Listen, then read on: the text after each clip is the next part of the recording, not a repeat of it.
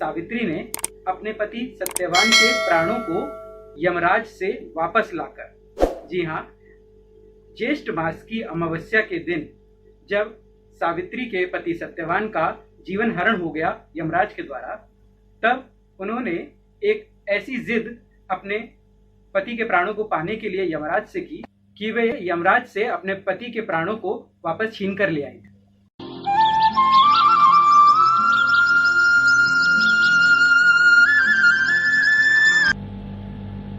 नमस्कार दर्शकों, स्वागत है आपका मेरे चैनल भविष्य नक्षत्र में। इस चैनल पर हम दैनिक जीवन में होने वाली समस्याओं के उपाय आपकी जन्म कुंडली के अनुसार दिया करते हैं। साथ ही साथ वर्ष में होने वाले व्रत एवं त्योहारों की पूरी जानकारी हम इस चैनल पर देते हैं। यदि आपके पास भी अपनी जन्म कुंडली से जुड़े हुए कोई सवाल हैं तो आप हमसे कमेंट बॉक्स में नीचे पूछ सकते हैं। और इसके अलावा भी यदि किसी व्रत एवं त्योहार को करने की विधि आप जानना चाहें तो हमसे कमेंट बॉक्स या फिर नीचे दिए गए व्हाट्सएप नंबर पर आप हमसे पूछ सकते हैं। मित्रों, आज के वीडियो का विषय है वट सावित्री व्रत। जैसा कि नाम में ही विदित है, वट वृक्ष की पूजा जो कि सबसे पहले की थी सावित्री ने। मित्रों, इस वीडियो में मैं आज आपको 5 ऐसे टॉपिक बता दूंगा जो कि वट सावित्री व्रत के बारे में आपको आज के बाद किसी से भी पूछने की आवश्यकता नहीं पड़ेगी कि यह किस तिथि को मनाया जाता है, किस विधि से मनाया जाता है और इसको करने का क्या फायदा होता है। पहला, कि इसको सबसे पहले किसने किया था, तो जैसा कि मैंने अभी आपको बताया, इसको सबसे पहले किया था सावित्री ने अपने पति सत्यवान के प्राणों को यमराज से वापस लाकर, जी हाँ, ज्येष्ठ मास की अमावस्या के दिन जब सावित्री के पति सत्यवान का जीवन हरण हो गया यमराज के द्वारा, तब उन्होंने एक ऐसी जिद अपने पति के प्राणों को पाने के लिए यमराज से की कि वे यमराज से अपने पति के प्राणों को वापस छीन कर ले आई थी। यही तो हमारे देश की सभी महिलाएं चाहती हैं कि वे हमेशा सुहागन रहें और उनके पति की आयु लंबी से भी लंबी हो, चांद जितनी लंबी हो, और करवा चौथ के बाद सबसे सर्वश्रेष्ठ नंबर पर माने जाने वाला यह व्रत वह इसीलिए करना चाहती है। तो अब तक हमने 2 टॉपिक जान लिए। पहला, कि पहली बार यह व्रत किसने किया था, और दूसरा, इस व्रत को करने का प्रयोजन आखिर है क्या। इसके बाद आ जाते हैं इस व्रत को करने की विधि के ऊपर। तो जैसा कि मैं हमेशा कहता हूं, हमें कोई भी व्रत शुरू करने से पहले उसका संकल्प कर लेना चाहिए। जब भी ज्येष्ठ मास की अमावस्या आए तो हमें सुबह जल्दी उठकर नहा धो लेने के बाद अपने पति की लंबी आयु के लिए संकल्प कर लेना चाहिए। संकल्प किस तरह किया जाता है? हाथ में थोड़ा सा जल लेके अपनी अंजुली के अंदर और ईश्वर से यह प्रार्थना करें कि मैं यह व्रत करने जा रही हूँ, इससे मेरी पति को आप लंबी से लंबी आयु दें और स्वस्थ जीवन उनको व्यतीत करने की आप कृपा करें। और उसके बाद इस जल को तुलसी में या किसी भी पूजनीय पेड़ के अंदर आप चढ़ा दें। व्रत को शुरू करने हेतु आपको जिन सामग्रियों की आवश्यकता पड़ेंगी वे हैं भीगे हुए चने, पूड़ी, पुए, पंखा, खरबूजा, और साथ ही साथ आपको मौली और एक लंबा सा कच्चा सूत का धागा ले लेना है।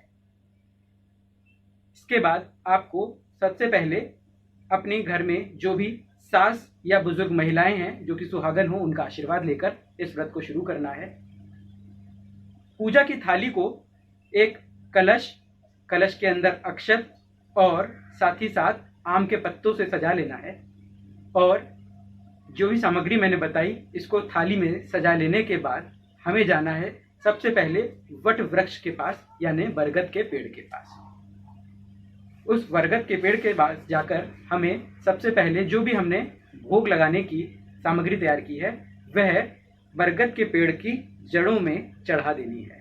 आप जो भी रोली लेकर आए थे उसे भी उस बरगद के पेड़ में चढ़ाएं और वहां से सुहाग लेकर अपनी मांग को सजा लें।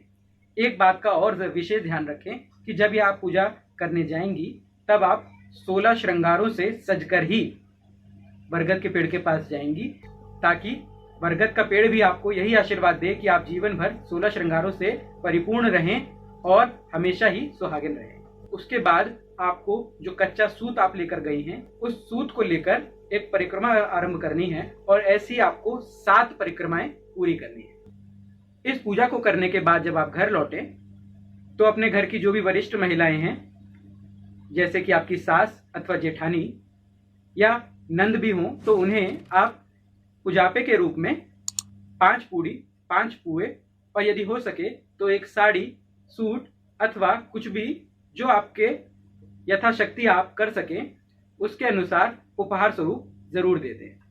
इससे उनके आशीर्वाद की प्राप्ति होगी और आपके सुहाग की उम्र बढ़ेगी।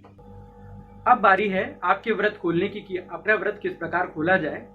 उसकी विधि इस प्रकार है कि सबसे पहले पति के हाथों से आप 11 चने और वट वृक्ष जिसकी आप पूजा करके आए हैं उसके अंदर से निकली लाल कली को, 11 चने और लाल कली को अपने मुंह में रखें और पति के हाथों से आप जल का एक गिलास अपने हाथ में रखें और उसको फाँक लेने के बाद आप पानी से निगल जाएं। इस प्रकार आप अपना व्रत को संपन्न करेंगी। मित्रों, अब आ जाता हूँ इसकी दिनांक के ऊपर कि भारत में वट सावित्री व्रत किस दिन मनाया जाएगा। तो यह मनाया जाएगा 10 जून 2021 को और इस व्रत को, इसके पूजन को कर लेने का जो सर्वश्रेष्ठ समय है वह है 8:19 10 जून 2021 को। इसको इस समय कर लेने पर आपको इसका सर्वश्रेष्ठ फल प्राप्त होगा। इस व्रत को करने के बाद मेरी ईश्वर से यह सबसे बड़ी कामना है कि आपको और आपके सुहाग को एक लंबी उम्र प्रदान करें, अच्छा स्वास्थ्य प्रदान करें। और यदि आपको यह वीडियो पसंद आया हो तो सब्सक्राइब करें मेरे चैनल को और साथ ही साथ लाइक करें और शेयर करें इस वीडियो को, ताकि जिनको इस व्रत को करने की विधि अथवा तारीख का पता नहीं है उन्हें भी इसके बारे में जानकारी प्राप्त हो जाए। यदि आपने इस वीडियो को ध्यान से देखा है तो आपके लिए एक सवाल है यह है कि मैंने इस वीडियो में बरगद की कितनी परिक्रमाएं लगाने के लिए बताया है। यदि आप इस सवाल का सही जवाब दे देते हैं तो आपके अथवा आपके परिवार में किसी भी जन की जन्म कुंडली के बारे में आप मुझसे निःशुल्क एक सवाल कर सकते हैं। मित्रों, आज इस वीडियो में यही विदाई लेता हूं। बहुत बहुत धन्यवाद। ओम नमः शिवाय।